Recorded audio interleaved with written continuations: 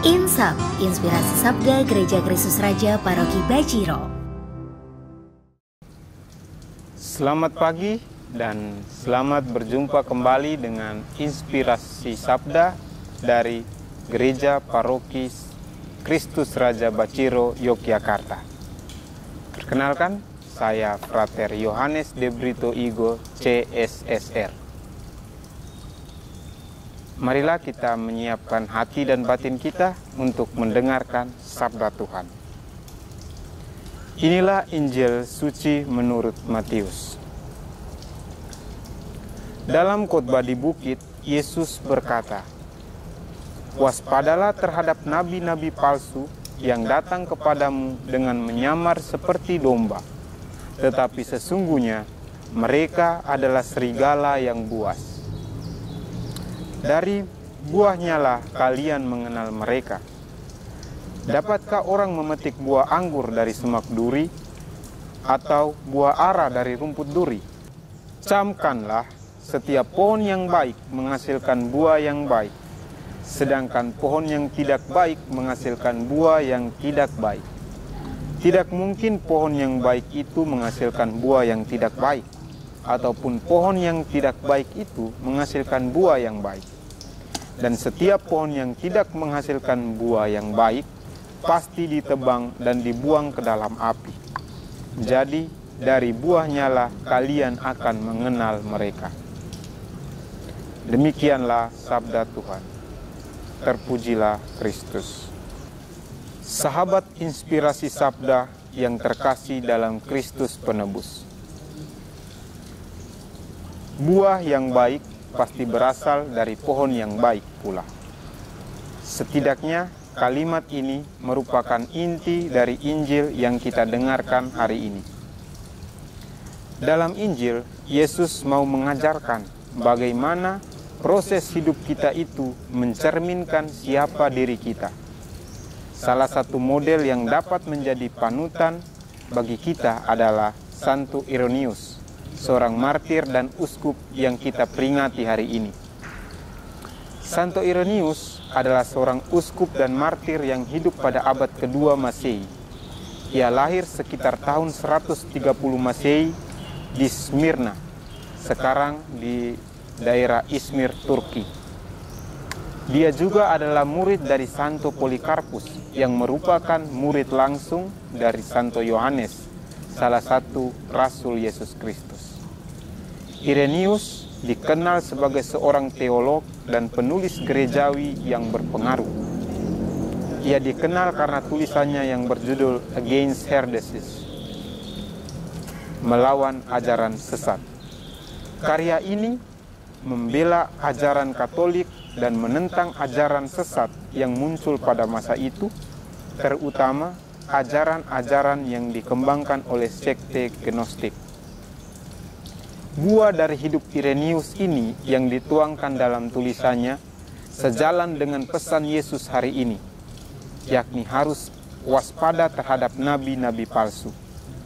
Nabi-nabi palsu yang digambarkan sebagai serigala buas yang menyamar menjadi domba, sejatinya membawa ajaran-ajaran yang menyesatkan kita.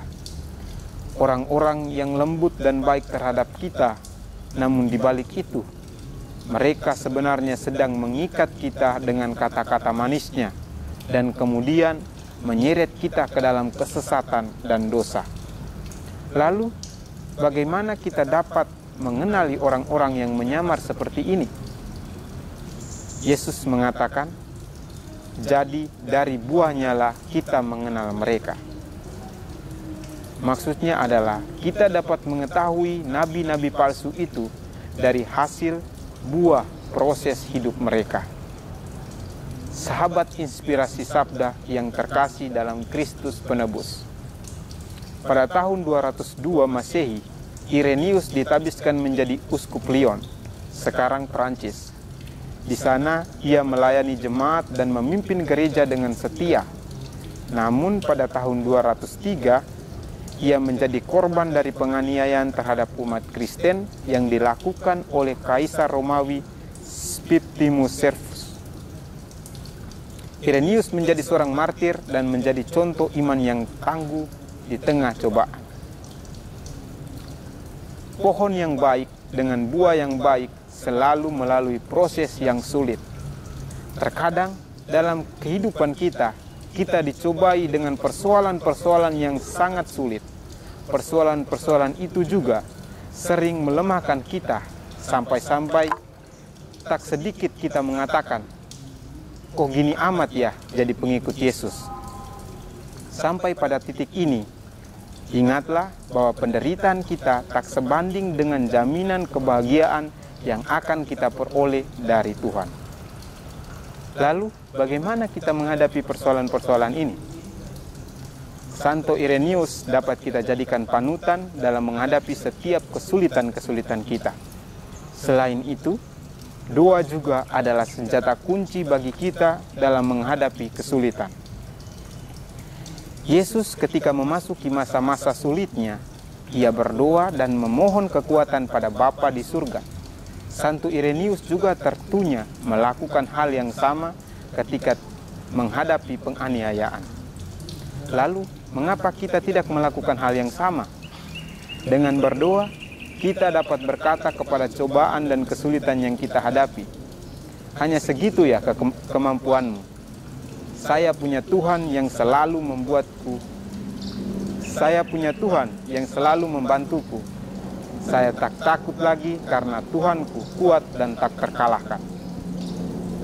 Sahabat inspirasi sabda yang terkasih dalam Kristus Penebus, marilah kita memohon berkat dan rahmat dari Tuhan, agar kita mampu menjadi pohon yang baik, yang kemudian menghasilkan buah yang baik pula. Menjadi pohon yang baik, yang siap melawan setiap cobaan dan kesulitan, serta berpegang teguh pada ajaran Yesus. Semoga kita semua menjadi pribadi-pribadi yang melawan ajaran-ajaran sesat dari para nabi-nabi palsu zaman ini, dengan selalu mengandalkan doa sebagai senjata utama kita. Semoga Tuhan menolong dan memberkati kita. Amin.